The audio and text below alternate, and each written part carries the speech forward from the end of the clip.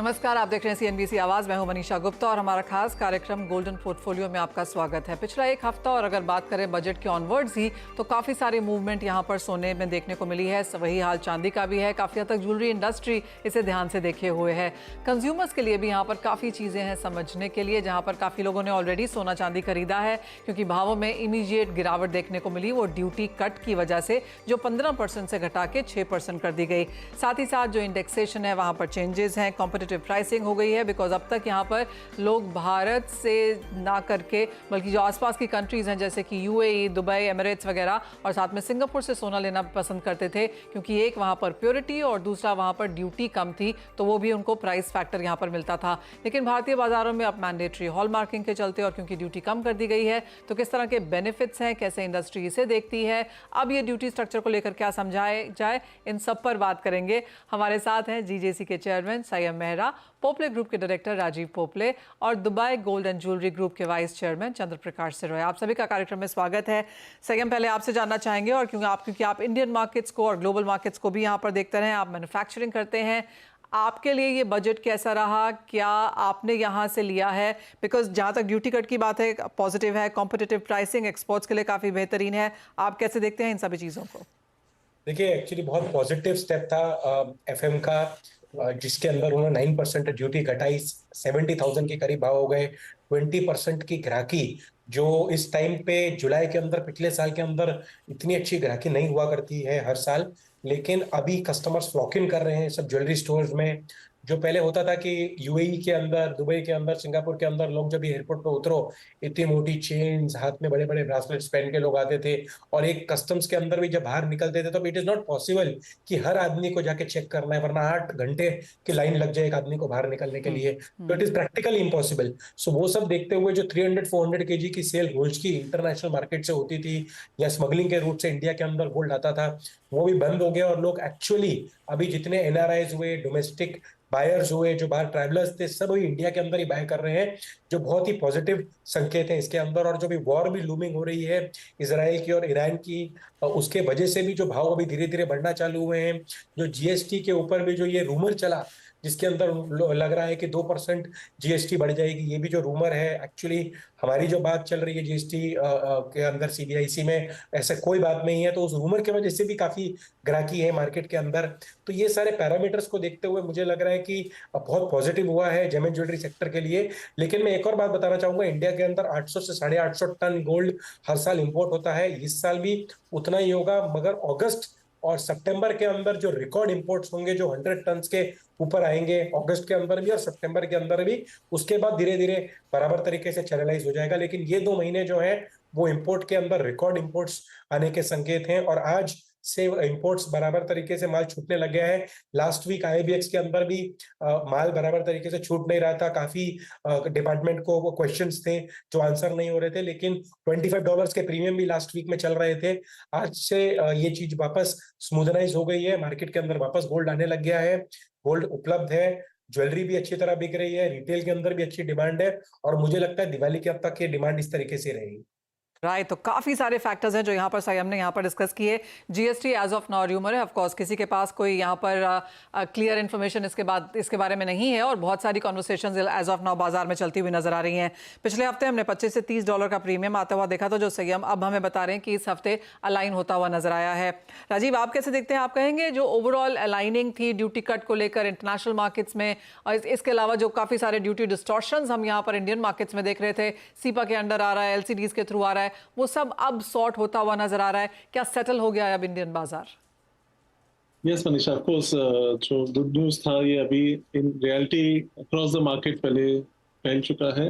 सो जो gold price cut थी जो हमने और काफी ज्वेलर्स ने कर दी थी इमीडिएटली, अब throughout the market you can see that the price is at par with the actual calculation of the custom duty cut. That is one part. The other was कि इसके चलते जो consumer demand थी वो spot on the floor दिखाई दे रही थी, जैसे हमने लास्ट टाइम भी कहा था। जो इसके इम्पोर्टेंट एस्पेक्ट होती है कि हमारे सिर्फ गोल्ड की नहीं, इवन डायमंड और प्लेटिनम ज्वेलरी की भी हमारी demand at the same time बढ़ चुकी थी, बिकॉज वॉक इन जनरेशन काफी हाई थी। तो ये एक इम्पोर्टेंट एस्पेक्ट होती है कि because of the gold price ये ओवरऑल मार्केट को भी हमें ओवरऑल मार्केट को डिमांड क्रिएट हो जाती है। द एस्पेक्ट की गोल्ड प्राइस इज लुक्रेटिव, तो ये ऑफ कोर्स एक अच्छी बात होती है। And as we see IIJS is there next week, because ये डिमांड फ्लोर पे पहले से आ चुकी है, तो अभी जो रिटेलर डिमांड होगी IIJS में काफी स्ट्रांग होगी, because the buyback has to happen from the retailers from the trade to replenish inventory.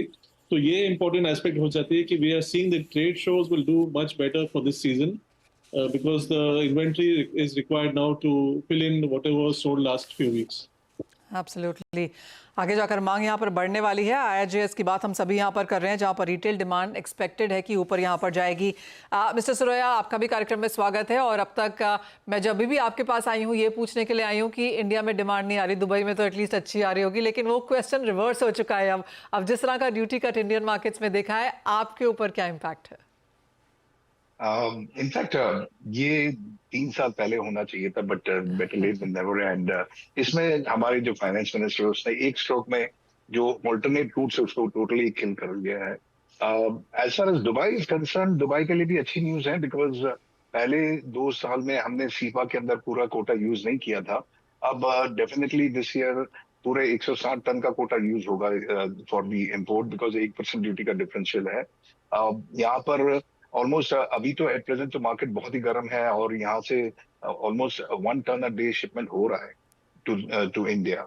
So yeah things are looking very nice, and going forward also I think बहुत अच्छा रहेगा, because यहाँ से ज्यादा अभी इसी जो इंट्रोडक्शन किया था IRBX का, उसके थ्रू जो इम्पोर्ट्स होते तो things have become very easy, and एकदम इजीली आप रजिस्टर कर सकते हो अगर आपके KYC बराबर है। If you can qualify, and anybody can be N importer into और एक्सपोर्टर इनटू इंडिया।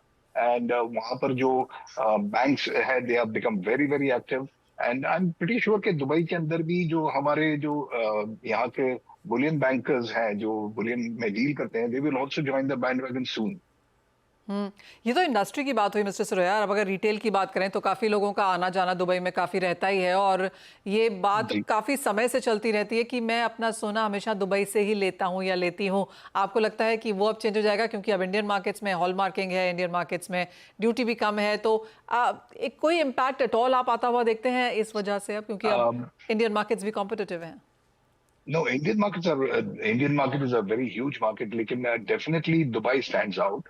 दुबई में एक यूनिक चीज ये है कि यहाँ से जो अभी फिलहाल लास्ट 1-2 साल से जो टूरिस्ट आते थे वो प्योर गोल्ड चेन लेके जाना चाहते थे, लेकिन that will change and quality jewellery will sell, because Dubai में एक यूनिक चीज ये है कि हमारे यहाँ पर we are home to almost 200 nationalities.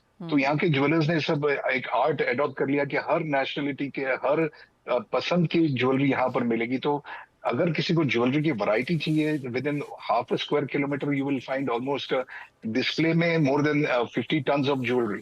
तो आई एम श्योर के ऑफ कोर्स थोड़ा ऊपर नीचे रहेगा, but I am sure all the markets will actually prosper, because overall gold की प्राइस कम हो गई है।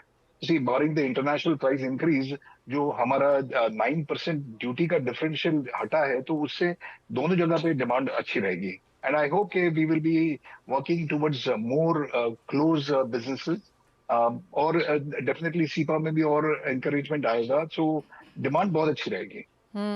संयम, ऑफ कोर्स जैसे मिस्टर सुरैया ने कहा कि ट्रेडिंग हब तो अभी भी यहाँ पर दुबई ही है, और बहुत ज़्यादा वैरायटी यहाँ पर बहुत छोटी जगह में देखने को मिल जाती है, तो एक प्लस पॉइंट वहाँ पर अभी भी बनता हुआ नजर आ रहा है। लेकिन जहाँ तक लेबर कॉस्ट है, जहाँ पर मेकिंग है, और वहाँ पर इंडिया एक पॉइंट यहाँ पर स्कोर करता है।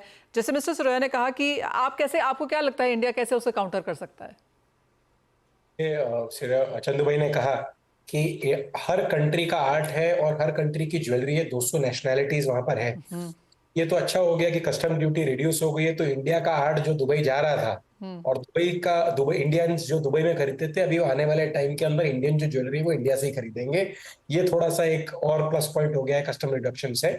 सो ये एक पॉजिटिव पॉइंट है इसके अंदर। और आने वाले टाइम के अंदर जो भी ज्वेलरी है, जो भी डिजाइन्स हैं, काफी मैन्युफैक्चरिंग इटालियन मशीन से, टर्की से, स्विट्जरलैंड से जो मशीन्स हैं वो ऑलरेडी इंडिया में भी लोगों ने, मैन्युफैक्चरर्स ने बाय कर ली है, जिस वजह से यहाँ पर ही अभी सारी बाइंग हो रही है। लेकिन ये जरूर है कि एक पॉइंट है दुबई जिसके अंदर लोग जाते हैं, चाहे इंडियंस हैं, जैसे कभी यूएस महंगा पड़ता है, लंदन महंगा पड़ता है, तो दुबई जाओ तो सेम फीलिंग आती है, एक तरीके से एंजॉय कर लिया, पार्टी कर ली और साथ में शॉपिंग भी कर ली। उसके लिए दुबई एक एक अच्छा डेस्टिनेशन बन चुका है। लेकिन हालांकि फिर भी मैं यही कहना चाहूंगा कि जो भी आज ज्वेलरी देखेंगे, जो हैंडमेड ज्वेलरी है, जो पूरे वर्ल्ड के अंदर सिर्फ इंडिया से ही बन सकती है, चाहे वो कलकत्ता की हो, राजकोट की हो, मुंबई की हो, त्रिचुर की हो, कोयम्बटूर की हो, तो वो ज्वेलरी और जो रेट्स में हम लोग बना रहे हैं, मैन्युफैक्चर कर रहे हैं, और जो इंडियंस जो रेट्स में compete करते हैं इंटरनेशनल मार्केट्स में, मुझे नहीं लगता कि और कोई कंट्री के जो यूरोपियंस हो गए जो मैन्युफैक्चरिंग कर रहे हैं, इटालियंस हो गए जो मैन्युफैक्चरिंग कर रहे हैं, वो उस क्वांटिटी के अंदर या उस रेट्स के अंदर compete नहीं कर पाते, क्योंकि वहां पर लेबर कॉस्ट बहुत एक्सपेंसिव है। जी। मैं फिर से कह रहा, India is the capital for selling the in retail also. और आने वाले टाइम के अंदर जो इंडियन रिटेलर्स को बूस्ट मिलेगा, दुबई के अंदर भी जो गोल्ड सुक है उसके अंदर भी काफी इंडियन रिटेलर्स ने अपनी शोरूम्स खोल ली है, आने वाले टाइम में ये भी बढ़ेंगे। एब्सोल्युटली। तो ऑफ कोर्स प्रॉफिट यहाँ पर दोनों ही तरफ है, काफ़ी सारे आज चीज़ें यहाँ पर फैसिलिटेट की गई हैं और इंडियन मार्केट्स यहाँ पर एब्सोल्युटली बेहतर होती हुई। लेकिन इसी के साथ एक कमर्शियल ब्रेक ले रुकना होगा। जब लौटेंगे तो बात यही करेंगे कि अब आने वाले सीजन में किस तरह की डिमांड देखने को मिल सकती है, और ऑफ कोर्स प्राइसेस पर भी लेंगे अपने एक्सपर्ट्स का एक व्यू।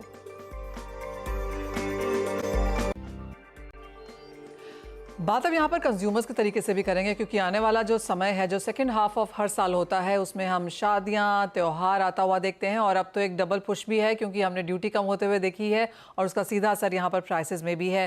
राजीव, दो सवाल। एक तो आप आगे जाकर अब प्राइसेस कैसे देखते हैं, क्योंकि अंतर्राष्ट्रीय बाजारों में तो अभी भी यही है कि और ऑल टाइम हाईज हम बनता हुआ देखेंगे, स्पेशली यूएस फेड की जो रेट कट आएगी सितंबर में। साथ ही साथ अगर डिमांड की बात करें तो आपको क्या लगता है पिछले साल के कंपैरिजन में भारत कितनी गोल्ड ज्वेलरी खरीदता हुआ नजर आएगा? मनीषा, ऑफ कोर्स अभी फेस्टिव सीजन हमारे लिए शुरू हो जाएगी with Rakshabandhan. So Rakshabandhan is the start of for us, and then comes Ganpati and Navratri, so on and so forth. So with the gold price, which is quite incentivized as of now, तो ये एक अच्छी price हमें लगती है to start the demand of. Going ahead, of course, हमें gold price की optimistic scenario में we are crossing to 70 to 73,000 very soon, I feel. Okay. Soon as the festive demand comes in, and plus what we are seeing with the duty price cut incentive, ये दोनों चल के हमें काफी strong market लग रहा है. Soon with August onwards is how we see as a festive demand coming up. Okay. अगर एक परसेंटेज वेग बात करनी हो राजीव, तो पिछले साल के कंपैरिजन में आपको लगता है कि इस बार ज्यादा बिक्री होगी in all senses? In fact, yes. Because एक तो moral boost काफी high है, that is first part of it. We'll expect anywhere from 15-20% up in quantitative terms itself.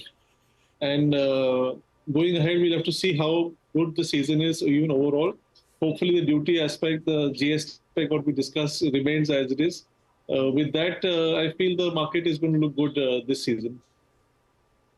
Okay mister Suraiya, आप कैसे देखेंगे इंडियन डिमांड अब आगे जाता हुआ, क्योंकि IIJS है, जैसे राजीव ने कहा, अभी रक्षाबंधन का फेस्टिवल है और उसके बाद इट्स नॉन एंडिंग, दिवाली तक यहाँ पर लगातार खरीदारी देखने को मिलती है।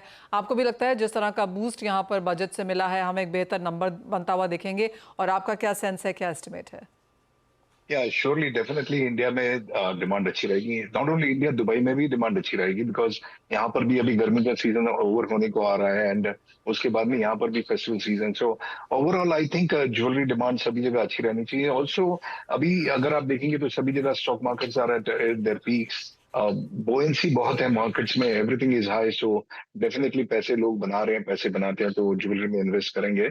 And I definitely see the markets being better than last year by at least 15 to 20%. Yes. 15 से 20% पिछले साल के मुकाबले ज्यादा बिक्री देखने को मिल पाएगी ज्वेलरी की। मिस्टर सुरैया, आप UAE में हमने, अगर हम एमिरेट्स की बात करें तो हमने इन एनी केस डिमांड बहुत ज्यादा गिरते हुए नहीं देखी थी। कंसर्न्स ऑफ कोर्स यहाँ पर चाइना और US से आती हुई नजर आई थी। क्या बाकी मार्केट्स भी, बिकॉज दुबई हब है, क्या बाकी मार्केट्स अब बेहतर होती हुई दिख रही हैं? You see, अभी everything will depend कि ये गोल्ड प्राइस कहाँ पर जा रही है, because already 2465 अभी चल रहा है. If it breaches 2500 तो थोड़ा सा उसमें फर्क आएगा, because थोड़ा सा लोग वेट एंड वॉच करेंगे, because यहाँ पर तो कोई ड्यूटी का फायदा हुआ नहीं है हमें.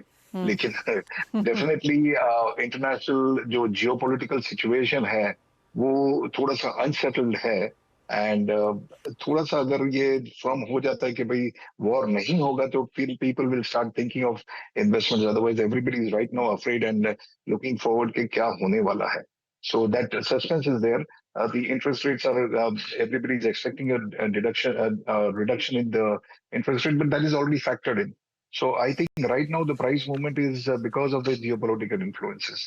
तो ये थोड़ा सेटल हो जाएगा तो फिर definitely again markets will be very buoyant. Mister Suraiya, जो अगर आप Wall Street banks and brokerages की रिपोर्ट्स देखें तो सभी का मानना है कि हम हायर हाईज यहाँ पर इस साल में और अगले साल में भी बनता हुआ देखेंगे. हमने 2500 2700 जैसे टारगेट्स यहाँ पर बनते हुए देखे हैं, एज इन लोगों को एस्टिमेट करते हुए देखे हैं. आपकी क्या सेंस है कहाँ जा रहे हैं gold prices by the end of this year? Personally, I feel we will be in this range only, 2,300 to 2,450. Barring के ये अगर वॉर ब्रेकआउट हो जाता तो gold can jump to 3,000 also, but will it sustain? I doubt. Okay, Rajiv, आपको क्या लगता है कहाँ जा रहे हैं गोल्ड प्राइसेस ग्लोबल मार्केट्स के लिहाज से और इंडियन मार्केट्स में कैलकुलेशन पे?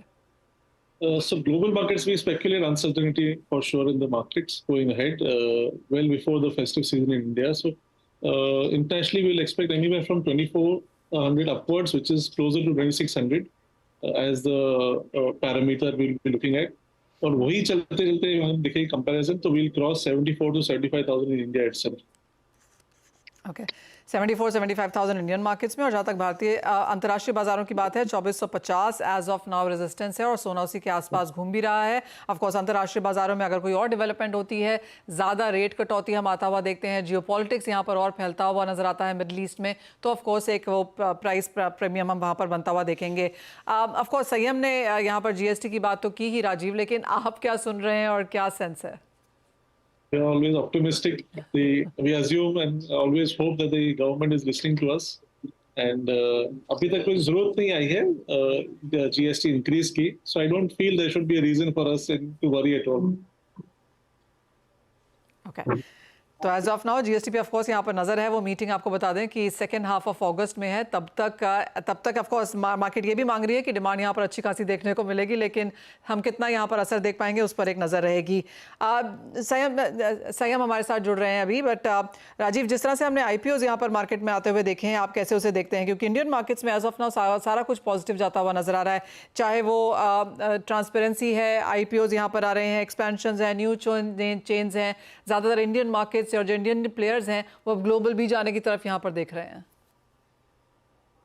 तो साइड इम्पोर्टेंट क्या है कि ब्रांड इंडिया एक काफी स्ट्रॉन्ग ब्रांड हो चुकी है. Now in fact larger brands which are originating from India are making up space in the international market. So ये बहुत इंपॉर्टेंट पॉइंट होती है बिकॉज हमारे यहाँ purity, quality, design, everything is there as matter of our genes. तो ऐसे कुछ new subject नहीं है जो हमने की है. It's just that we are being recognised internationally now in a more broader sense. We at Poplace have been there in Dubai since '93.